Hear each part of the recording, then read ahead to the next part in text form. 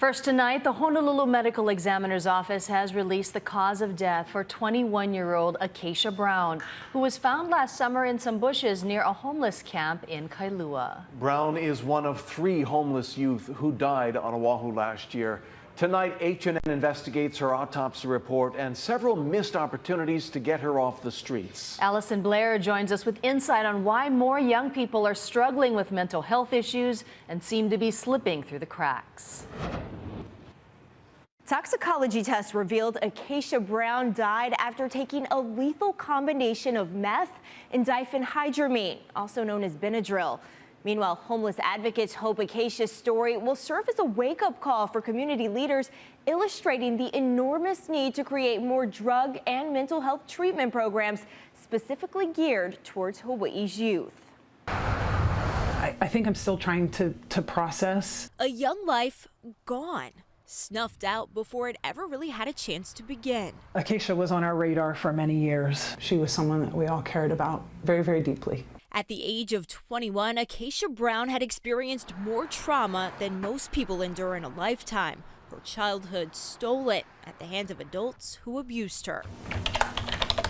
Carla Hauser and her team at Residential Youth Services and Empowerment spent years working to connect Acacia with drug and mental health services in an effort to get her off the street.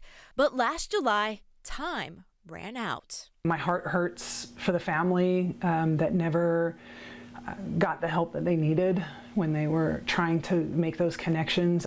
I hope she's at peace now.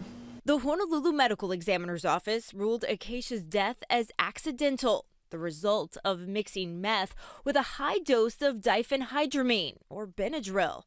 The head of Hawaii's high-intensity drug trafficking area calls that cocktail a concern. It's advertised and glamorized on the social media. Different type of high, different type of euphoria.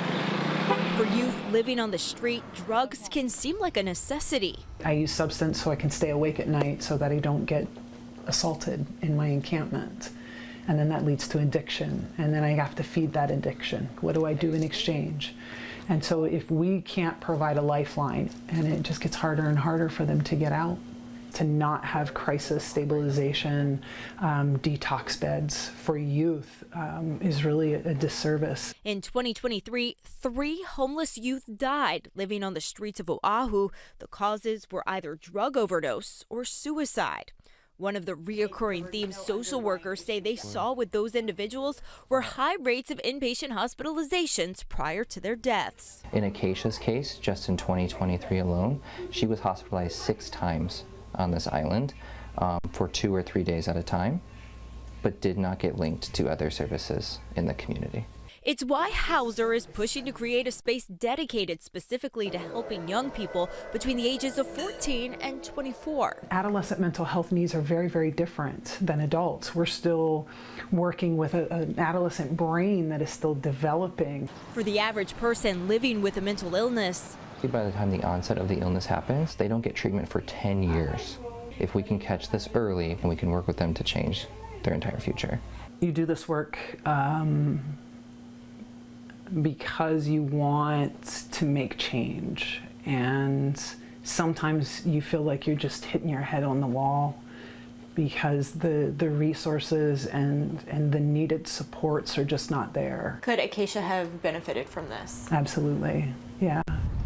Hauser says a good start would be to create 10 youth crisis stabilization beds, adding if they actually existed, they'd all be full tomorrow. Allison Blair, Hawaii News Now.